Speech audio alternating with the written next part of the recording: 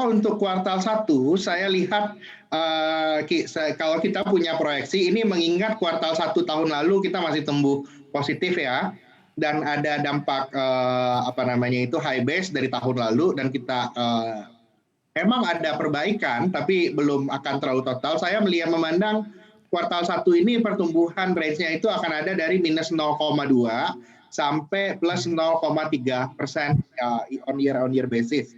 Saya lihatnya harusnya kalau memang sudah berhasil nanti itu pertumbuhannya itu ada di zona yang minusnya sudah sedikit ataupun positif, itu sudah dianggap baik itu bagi Indonesia. Baik, kalau kuartal ke-1 ini mungkin kita masih berusaha untuk bangkit dalam pengertian speed-nya belum bisa kencang. Semester kedua, second half dari 2021, dari Trimegah Sekuritas sendiri sudah punya gambaran Mas seperti apa masuk ke second half nanti? Kalau yang pertama ini mungkin agak sedikit tersyok-syok. Kalau ada angka dan persentase mungkin bisa di-share bersama kami? Saya melihat puncak pertumbuhan ekonomi kita itu di kuartal 2 itu bisa mengalami peningkatan yang sangat material, Pak. Kita expect pertumbuhan itu 7% di kuartal 2 2021, merespon pertumbuhan ekonomi yang di kuartal 2 2020 yang sempat turun sampai minus 5,32%. Ada faktor low base-nya.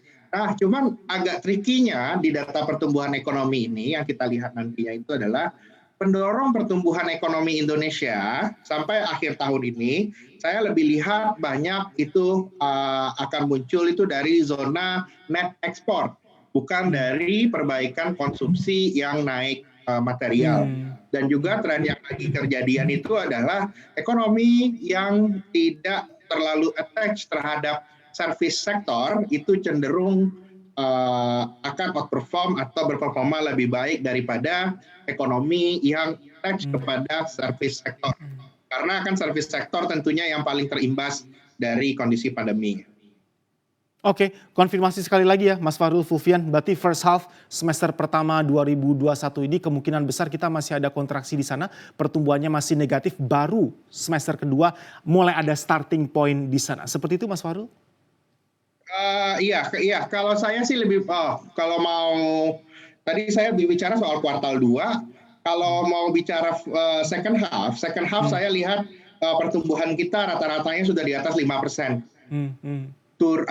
Meningkat dari low base yang terjadi di tahun ini. Dari tahun lalu maksud saya, karena tahun lalunya sudah negatif, tahun ini kita akan mendapatkan efek perbaikan ekonomi dari kondisi yang low base tadi.